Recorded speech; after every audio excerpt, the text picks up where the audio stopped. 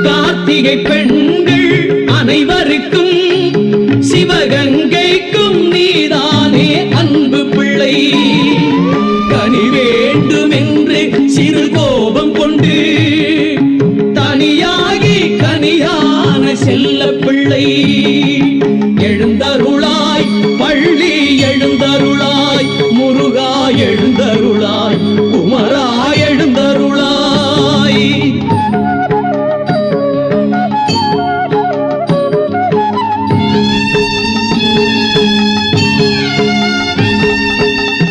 ஷண்முகன் என்றால் சந்தனம் மணக்கும் சரவண பொய்கையில் மலர்ந்த பிள்ளை. ஷண்முகன் என்றால் சந்தனம் மணக்கும் சரவண பொய்கையில் மலர்ந்த பிள்ளை. நித்தமும் உன்னை